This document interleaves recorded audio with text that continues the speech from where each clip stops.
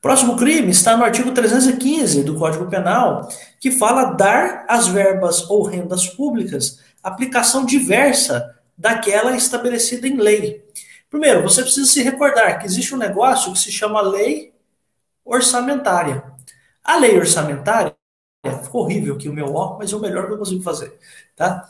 A lei orçamentária, ela diz que um determinado valor vai ser do orçamento público, né, vai ser destinado para uma certa urgência, para um certo gasto. Então, eu vou gastar com calçada 500 mil reais. Eu não posso pegar aqueles 500 mil reais que era para calçada e começar a usar para comprar remédio para o coronavírus.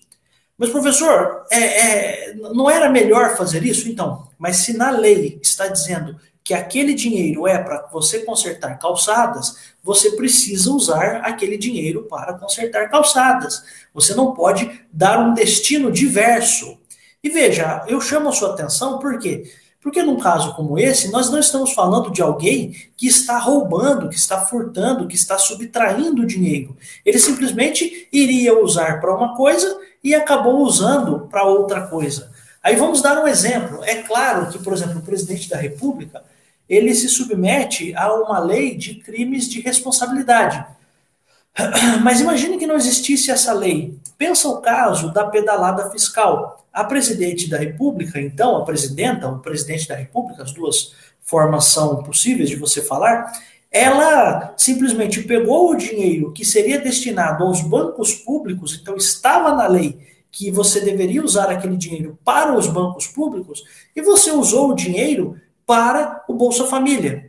Depois você repôs, né? Você pegou o dinheiro que era do Bolsa Família e colocou para os bancos públicos. Então, qual foi a acusação? Que você teria dado às verbas públicas uma destinação diferente. Não estou dizendo que tinha que haver ou não tinha que haver o impeachment, a questão não é nem essa, tá? Mas eu estou com vizinhos loucos aqui hoje, né? Os vizinhos nunca dão chilique, hoje estão dando chilique.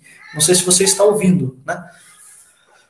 Mas veja, qual é o ponto? Você vai usar o dinheiro para uma finalidade diferente. E, de novo, você não está desviando aquele dinheiro, você não está subtraindo. Porque se você estivesse subtraindo, você estaria cometendo um crime de peculato. Se você colocasse o dinheiro no seu bolso, você estaria cometendo o crime de peculato. Aqui, o que eu estou falando é de alguém que vai fazer uma compra lícita, correta. Você não vai ter nenhum tipo de superfaturamento, mas sabe o que você vai fazer? Você, ao invés de comprar os materiais para consertar calçada, você vai comprar apostila escolar. Então você está usando uma verba de uma sessão de trânsito e está usando essa verba para a educação. Então você está cometendo esse crime não porque você pegou o dinheiro para você, mas você está cometendo o crime simplesmente porque você deu na telha de você usar esse dinheiro para uma finalidade diferente, também pública, também com interesse público, mas você não está seguindo a lei. Que lei? A lei orçamentária.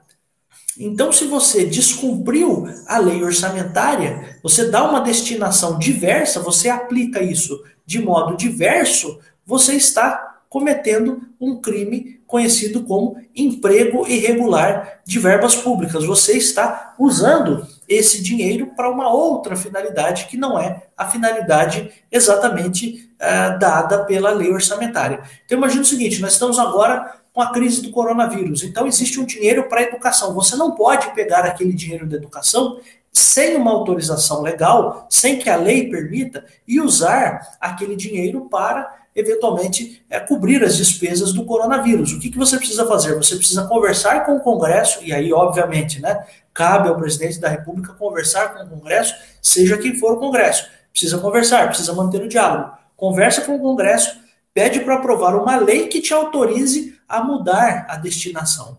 Então, se a lei diz que você tem que aplicar alguma coisa num determinado campo, você precisa seguir essa lei, mesmo que você queira, tenha boa vontade e queira usar o dinheiro para outra coisa, você não pode, tá bom? Então, esse é o crime de emprego irregular de verbas públicas. Agora, nós vamos falar de dois crimes que são muito parecidos, e até você vai ver. Um crime se chama tráfico de influência e o outro crime se chama exploração de prestígio. A ideia dos dois crimes é a mesma. Por quê? O que você de fato precisa entender? A ideia dos dois crimes é a seguinte: existe um particular e esse particular vai conversar com um intermediário e esse intermediário vai chegar no funcionário público. Então veja, aqui nós estamos falando de alguém, um particular, hein? O tráfico de influência, o que que é? É alguém, eu estou falando desse cidadão aqui, desse alguém, que se coloca entre o particular e entre o funcionário público, como uma espécie de facilitador. Essa é a palavra, facilitador. Vou colocar só um face, de facilitador. O que é esse intermediário? É alguém que vai pegar o interesse do particular e vai levar esse interesse do particular até o funcionário público. Tudo bem? Então, o que que você precisa entender nesse crime de tráfico de influência? Eu vou até voltar aqui. O que que você precisa entender? Quem é que está cometendo o crime? Não é o particular. Quem está cometendo o crime é esse cidadão aqui, que se coloca como um intermediário. Então, olha só como é que diz o crime do artigo 332. Solicitar, exigir ou cobrar, ou obter para si ou para outrem, vantagem ou promessa de vantagem, portanto, dinheiro ou algum benefício, a pretexto de influir em ato praticado por funcionário público no exercício da função.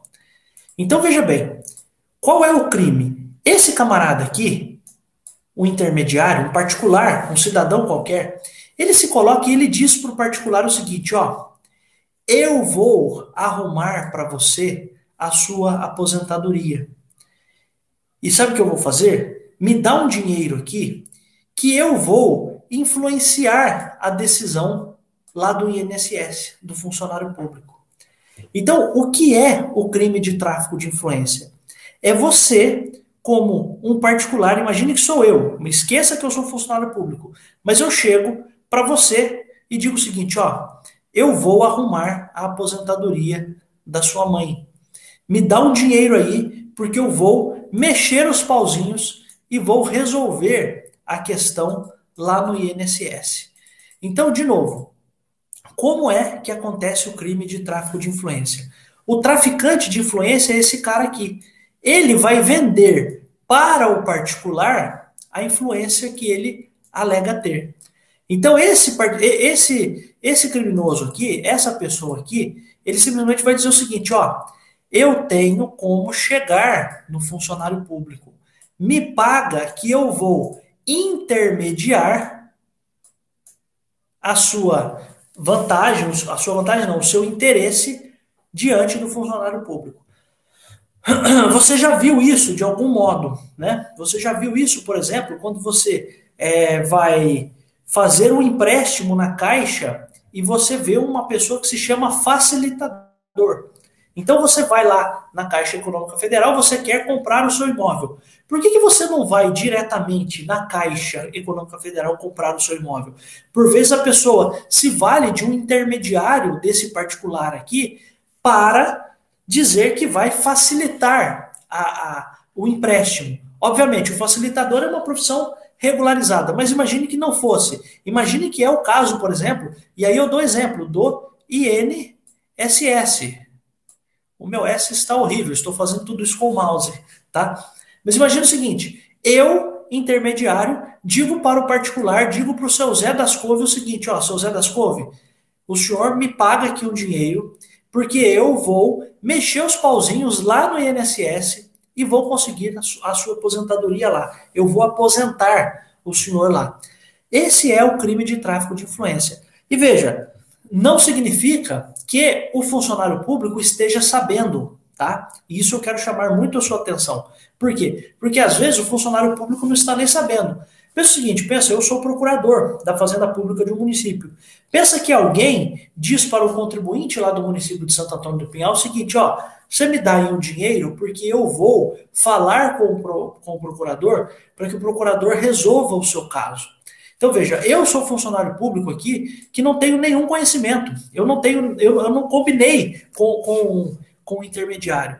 Simplesmente o intermediário está dizendo, e por isso é o nome, que tem influência. Ele está vendendo ilegalmente a influência que ele diz ter comigo. Então, qual é o crime? O particular, sabendo que o intermediário pode, de fato, influenciar na minha decisão, o particular faz? Dá o dinheiro para esse intermediário.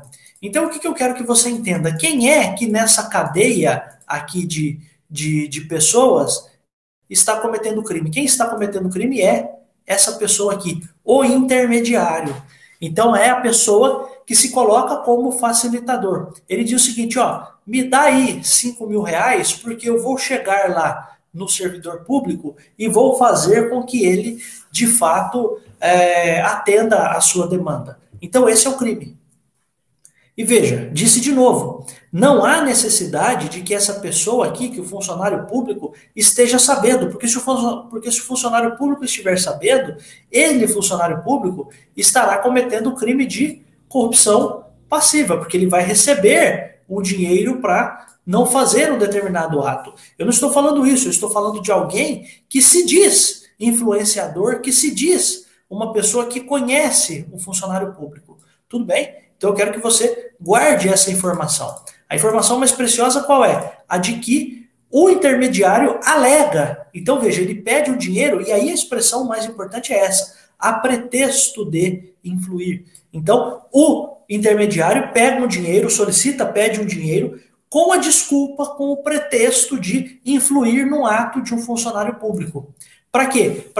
Para que esse funcionário público possa fazer alguma coisa. Então, o crime é desse intermediário que, de fato, diz que tem o acesso ao funcionário público, diz que tem acesso a esse servidor público, tá? E aí o crime, a pena é aumentada quando o intermediário diz para o particular, quando o intermediário diz para o particular que uma parte do dinheiro vai também para o funcionário público. E o funcionário público não está nem sabendo, tá? De novo, o funcionário público não está nem sabendo.